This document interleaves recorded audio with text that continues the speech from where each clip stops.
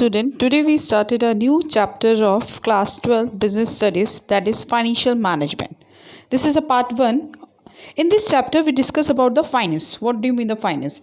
In business there is a need of finance. Without finance we cannot run any type of business. So firstly we discuss about the meaning of financial management. See, financial management is a concern with the optimal procurement as well as the uses of finance. In other words, it can be defined as a planning, organizing, directing and controlling the financial activities of an organization. एक जो management होता है, अगर उसमें finance ना हो तो हम कोई भी एक्टिविटी को काम नहीं कर सकते हैं. तो यहाँ पर हम एक तरीके से फाइनेंशियल मैनेजमेंट का मतलब है कि जो हमारे पास जितना भी रिसोर्सेज है, मतलब आपकी जो फाइनेंस है उसको प्रॉपरली अरेंज करना by the planning, by organising, by directing and controlling, वो कहलाती है financial management. Generally financial management का जो नेचर होता है वो किस तरीके का होता है? प्लानिंग एक इनडिज़ायरेबल डायमेंशंस है जिसमें फाइनेंशियल मैनेजमेंट किया जाता है. ये टर्म जो यूज़ किया जाता है फाइनेंशियल मैनेजमेंट, ये दोनों वर्ड यूज़ किया जाता है. फाइनेंस को मैनेज करना, that we call financial management. Financial management की एक ऐसी एक्टिविटी है जो हमारी प्लानिंग, प्रोक्योरिंग, कंट्रोलिंग इन सब से रिलेटेड करती है. फाइनेंशियल मैनेजमेंट में ऑपरेशनल एक्टिविटी होती है जो उसमें हम पैसों का पूरा देखते हैं कि किस तरीके से हम ये चीज़ों को ऑब्टेन करेंगे और किस तरीके से चीज़ें चलेंगी.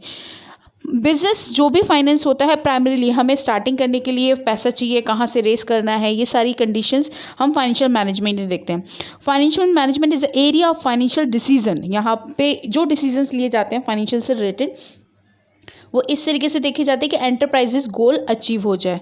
जो फाइनेंशियल मैनेजमेंट है वो एक ऐसे एरिया है जिसमें मैनेजमेंट डिवोटेड होता है पूरी तरीके से कैपिटल जनरेट करने के लिए. तो ये अलग अलग ऑथर्स के हिसाब से बहुत सारे नेचर बताए हैं फाइनेंशियल मैनेजमेंट के, जो फाइनेंशियल मैनेजमेंट को डिस्क्राइब करता है. अब स्कोप क्या है, फाइनेंशियल मैनेजमेंट का रोल क्या है? एक तरीके से हमें जो फाइनेंशियल मैनेजमेंट में है हम फंड्स की रिक्वायरमेंट को एस्टिमेट करते हैं, यानी बिजनेस में कितना पैसा लगेगा, फोरकास्टिंग की जाती है, कितना पैसा लगेगा, कितना पैसा है अभी, हमें कहाँ से जनरेट करना है, ये सब चीज़ें हम फाइनेंशियल मैनेजमेंट के थ्रू सोचते हैं.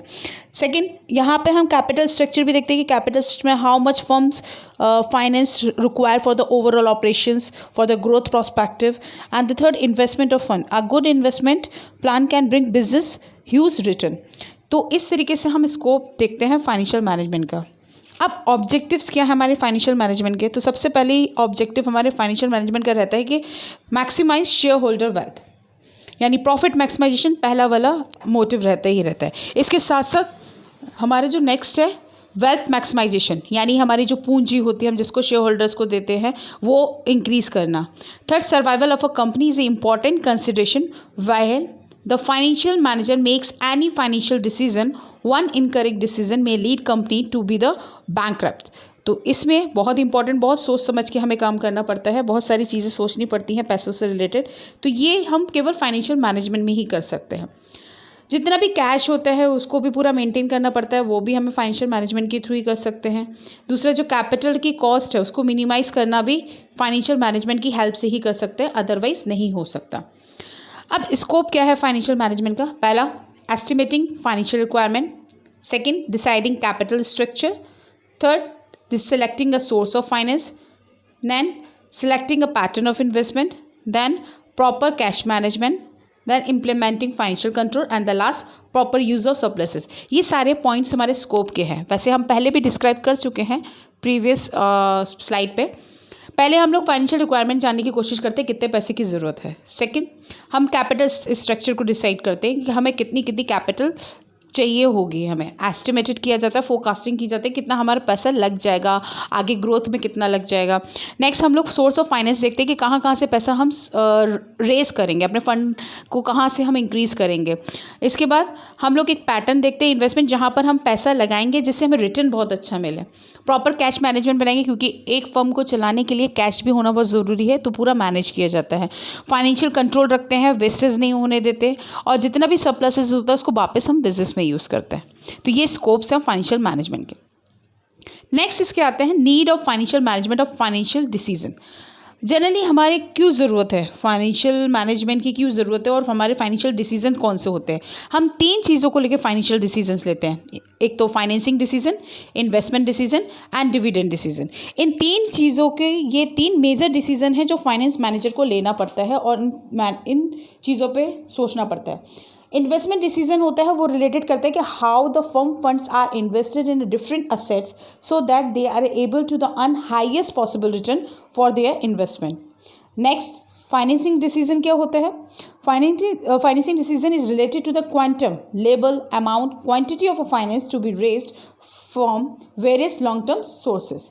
And dividend decision is related to how much of the company after tax profit is to be distributed among the shareholder and how much of it should be retained in the business to meet investment requirement। तो इस तरीके से हम ये decisions लेते हैं, इन 3 का use करते हैं। इन 3 को हम बहुत ब्रीफली पढ़ेंगे आगे नेक्स्ट पार्ट में। अब फंक्शनल एरियाज फाइनेंशियल मैनेजमेंट का क्या है, फंक्शंस कहाँ का है। पहला, हमें पहले फाइनेंशियल नीड के बारे में पता करना पड़ता है, डिटरमाइन करनी है कि फाइनेंशियल नीड हमें कितना पैसा चाहिए। Next, selecting the source of fund, हमें कहाँ से फंड को रेज करना है, कौन सी सोर्सेज हैं, क्योंकि आपको पता होनी चाहिए हमारी दो तरीके से सोर्सेज होती है, internal and external. Next, financial activity and interpretation, हम लोग फिर इसके बाद एनालाइज करते हैं कि कितना हमें अभी कम पड़ रहा है पैसा, कितना हमें और जनरेट करना है, तो यहाँ पर वो डेविएशंस निकाले जाते हैं। कॉस्ट वॉल्यूम प्रॉफिट एनालिसिस, यहाँ पे देखते हैं हम कितना कॉस्ट को इन्वॉल्व कर रहे हैं किसी भी चीज़ को बनाने के लिए और कितना प्रॉफिट मार्जिन हमें मिल रहा है।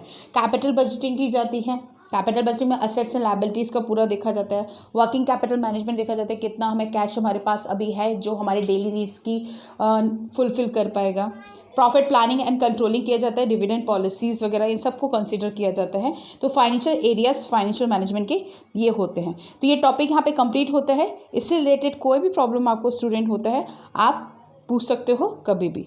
Thank you so much.